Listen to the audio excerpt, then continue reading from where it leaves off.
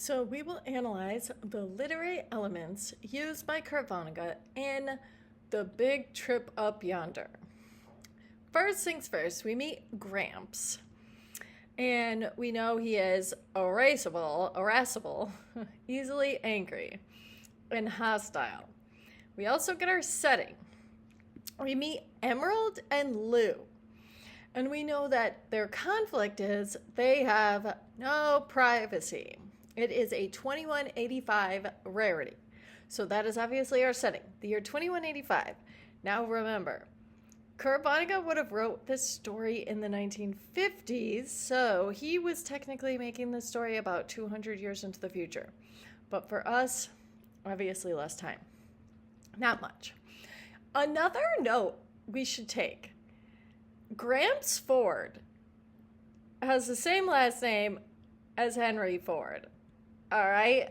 And we could maybe say that this was some type of allusion towards a really, really wealthy guy that would have had heirs that would have, been waiting to receive his money. All right, so setting. We also know all of these people are crammed together and they're all taking something called anti-garrison. All right, so our type of narration is going to be third person. We have an unknown narrator. The narrator is not in the story. So then we want to know whose thoughts and feelings do we know?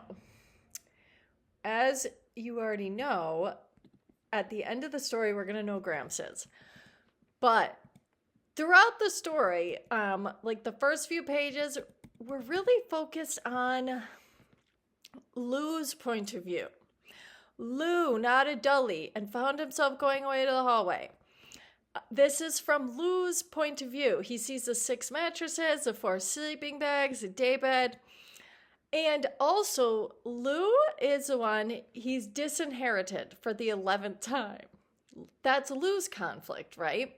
So he's the one with a conflict here. All the characters are living under the abuse of this Gramps, but Lou is really singled out.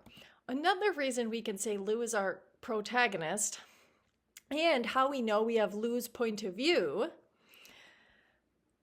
we have Lou catches Mortimer filling the anti-garrison with water, right? So that's from Lou's eyes. We don't know what Mortimer was even thinking when he did that. We only know, as the reader, that Lou is shocked. He didn't know what to do. Lou couldn't let Gramps take the mousetrapped anti-garrison. But if Lou warned Gramps about it, Gramps would certainly make life in the apartment, which was merely insufferable, harrowing. Harrowing means like extremely, even like, you could say dangerous. And this is consternation, anxiety. So Lou is the one with our conflict. Lou is the one whose thoughts and feelings. Even here, so also the point of view, it builds humor. Because when his wife finds out about all this, she doesn't know that Lou was trying to save Gramps. She's saying she's on his side. It wouldn't have been murder. So from her, we know her point of view through her dialogue. We know Lou's point of view through his thoughts and feelings, because Lou ends up saying to her, what's going to happen next? So Lou's our protagonist. All right, Lou's thoughts and feelings. And then I might even say here, the story's resolution is told through the point of view of Gramps, which creates the irony, because we find out he planned this whole thing. Then I wrote things in here for the setting. We want to definitely mention, okay, so setting is obviously time and place, but when you do a science fiction story, it's not a historical concept that people are going to remember or know off the top of their heads. The author created something totally fiction based in science. So And in Kurt Vonnegut's case, we also have this dystopian idea. So dystopian is like extreme oppression from a government or climate catastrophe. So we want to describe our setting as much as possible. We definitely have to mention that we're in the year 2085, but something called anti-garrison was invented, because if anti-garrison wasn't in our story, then we wouldn't even have a conflict. So we need to say there was a medical advancement that has allowed people to live forever. You got to say that.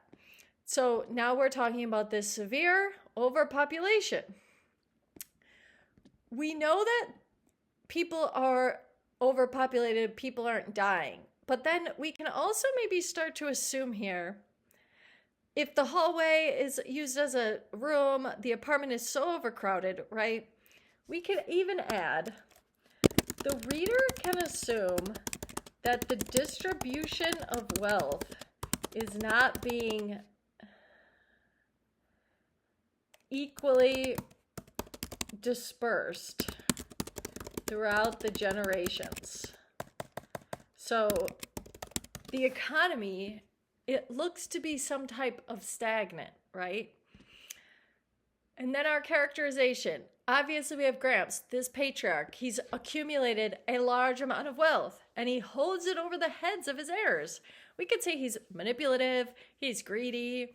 Then we have Lou, fearful, good-natured, only one in the family. He seemed to feel somewhat guilty over the Gramps thing. But we could also maybe say it was more so for his own well-being, but we're not sure. Then you obviously have your conflict. So we could say a character versus self conflict was most definitely our one about Lou, when Lou is making this decision. So I could say here, Lou faces a character versus self conflict when he catches Mortimer dumping Gramps' anti-garrison down the drain in order to reverse Gramps' youth and vitality, right? All right, so that's Lou's conflict. And then how I would explain this, I might say Lou finds Gramps to be abusive and insufferable. However, he has guilt over Gramps' poisoning.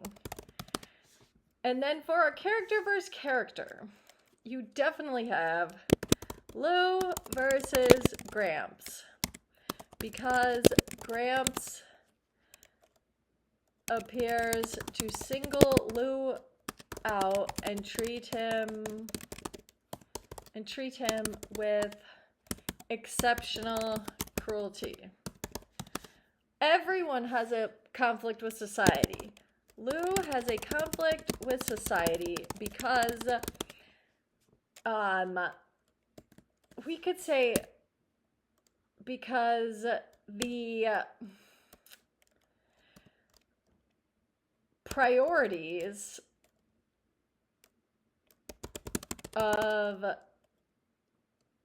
companies seems to be selling anti-aging products without coming up with innovative solutions to the overpopulation issue.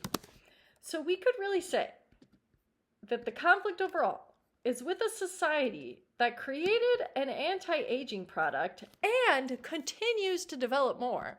Because the humor in our, if we go down, right, to the resolution, this story ends with Gramps buying more anti-garrison.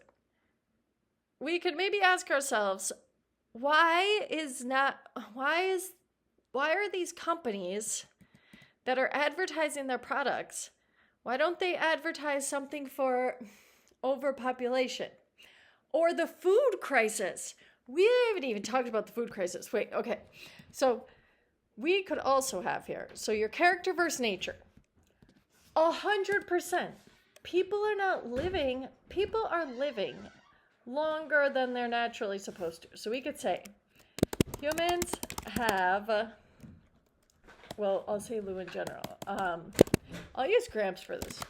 Gramps and his descendants are able to live forever with youthful veracity, or I'll say veracity. However, the Earth is not equipped to provide for such a large population. And I could even do a little quote, which I really liked. This quote from the beginning. We have here, I like it a lot. This is probably my favorite quote in the story. I don't know. I have a lot of favorite quotes, but I really like this one. President of Wyandotte College said in an address tonight that most of the world's ills can be traced to the fact that man's knowledge of himself has not kept pace with his knowledge of the physical world. So I can write that in here. I would say man's knowledge of himself has not kept pace with his knowledge of the physical world. So you could say this can be interpreted to mean that resources such as water and land have become scarce, which causes a conflict with nature, because all of these things are supposed to be what we have in nature. All right, and then if I go down, obviously character versus technology. Ooh, the medicine is causing a problem, because now these old people, they're not dying. Was this a technological advancement if everyone is not doing well and eating sawdust? Maybe not. Character versus fate, destiny. All the characters have a conflict with who is going to inherit the private bedroom from Gramps. That would be your character versus destiny. All right, and then your mood. This story is supposed to be humorous here, all right? The story is supposed to maintain a humorous yet sarcastic mood.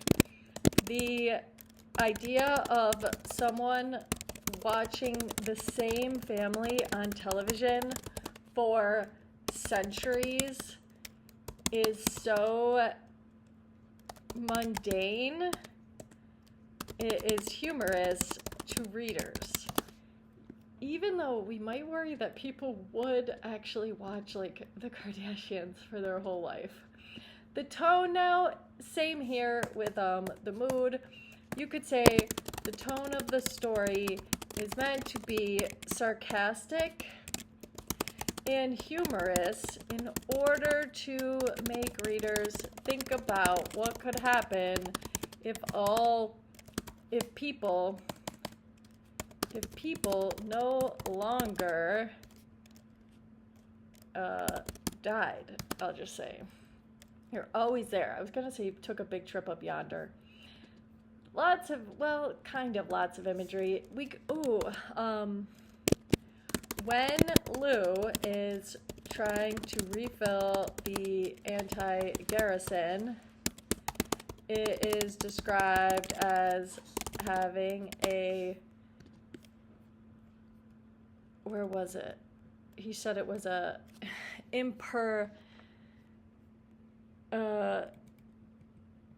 there's his petrified attendants. Oh wait, it's all the way down. It was a smell that imperceptible Worcester sauce. So we could say we can see him pouring it, hear the splashing, something like that. Oh wait, garrison is not a word. Garrison. So it'll come out messed up. Garrison. There you go.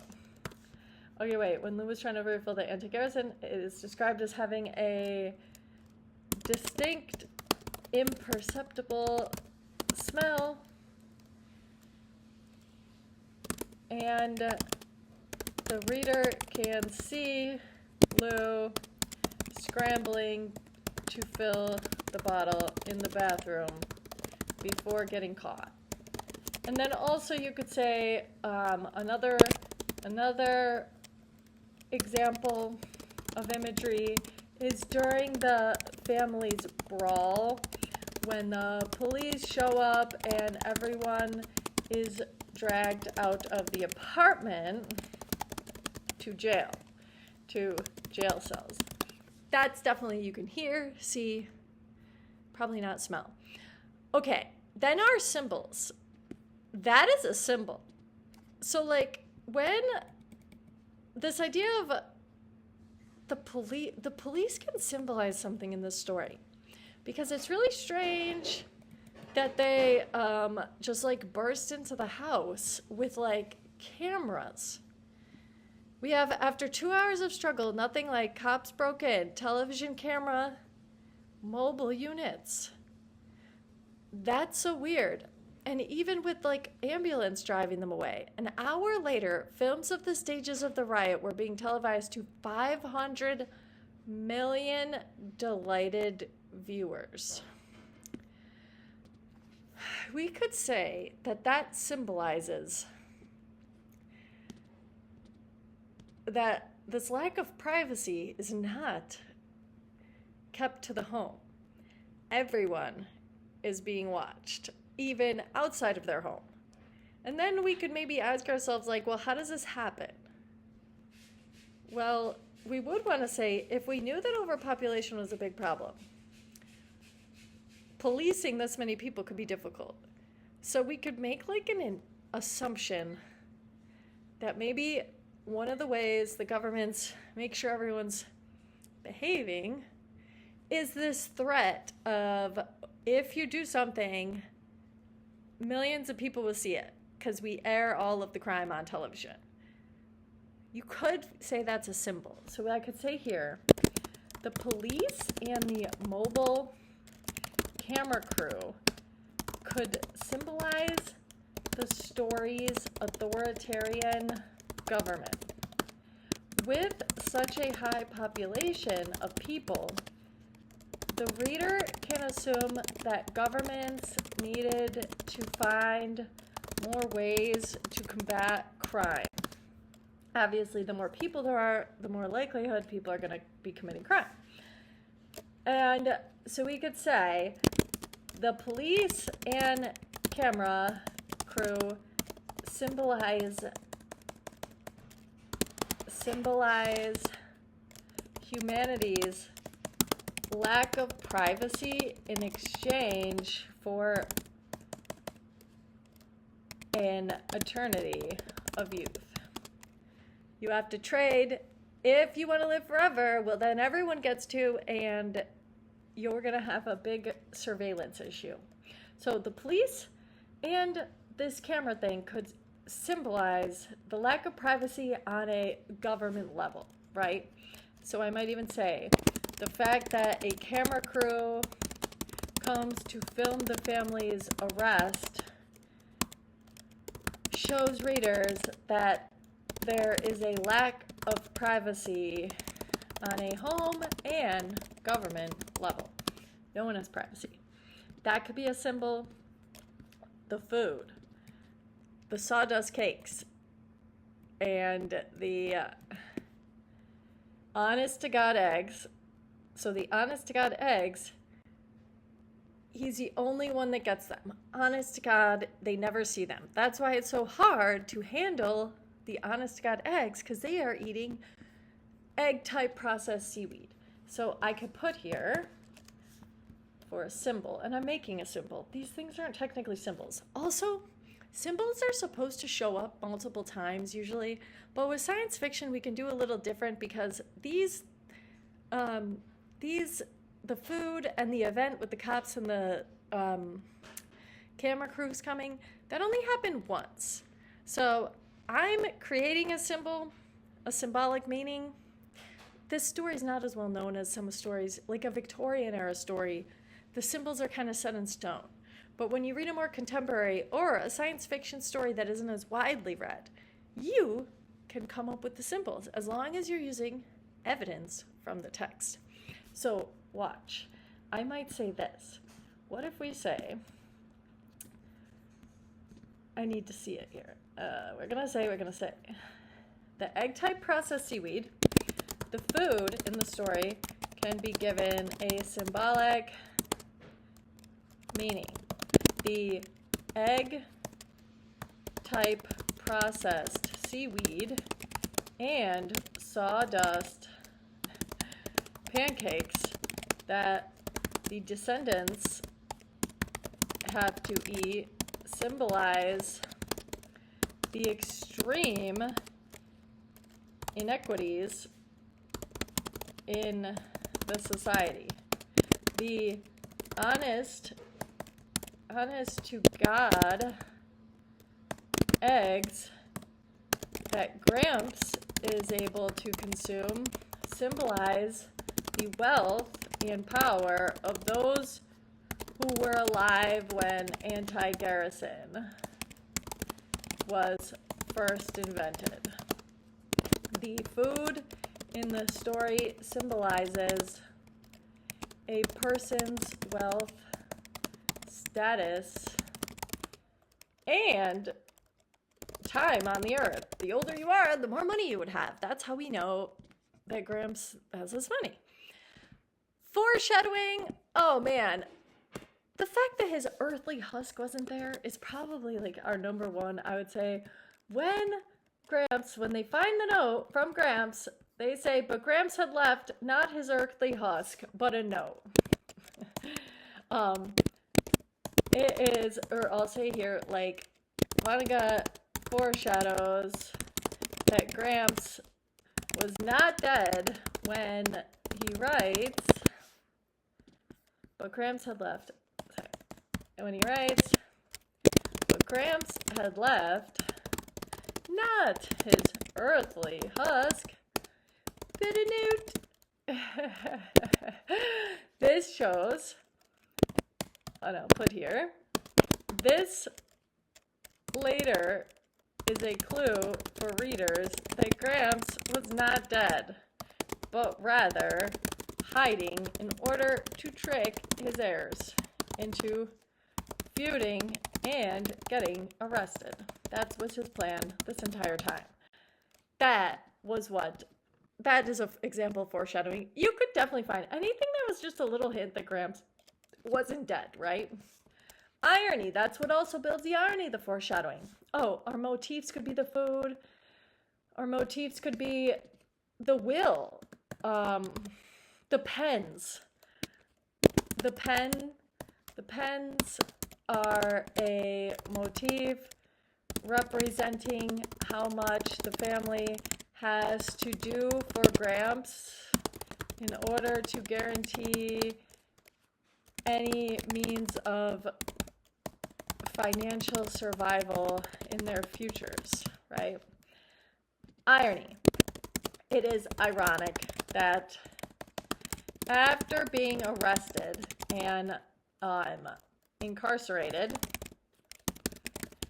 Lou and M are ecstatic because they finally have their own space. And then you could say it's even more ironic. The irony develops further when the reader learns that Gramps orchestrated his descendants' arrest, because all of them got arrested, in order to have some privacy in his own home. You could say that Gramps, I don't know, maybe we felt bad. Wait, here's a theme here. And I want to show you, because I don't know if you noticed. But like, M goes on. Okay, after M's in jail with Lou, they're talking about going now into solitary. Look, for the first time in 40 years, hon, I haven't got the shakes. I'm going to put here theme, the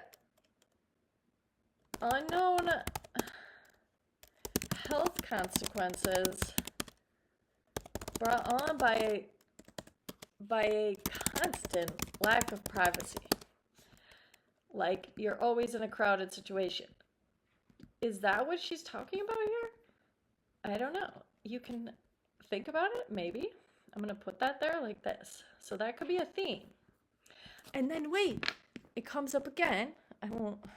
So again, when Gramps says, so Gramps is sitting there buying his next box of anti-garrison as if the world like needed that.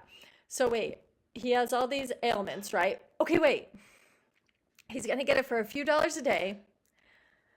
Willie had given him the night before. He had come in a few minutes from the Idle Tavern. All right, so wait, he comes in. He had called a cleaning woman to come straighten the place up, then hired the best lawyer in town to get his descendants a conviction. A genius who had never gotten a client less than a year and a day. Wait, that's an example of verbal irony. Hold on, I don't want to forget.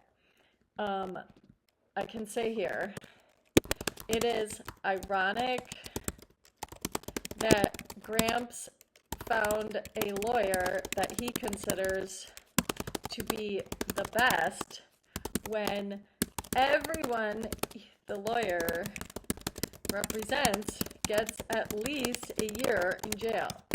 This irony shows that this society is not thriving if people would rather be incarcerated than living in free but crowded conditions. So we can say that, right? All right. Then, for theme, identify 3 themes. We can say the ill effects crowded living situations can have on people's mental health, physical health, and relationships. Because wait, he's across, he had been called, he had genius. Gramps had moved to the daybed so that he could watch from her crying. It'd been something he'd been thinking about for years.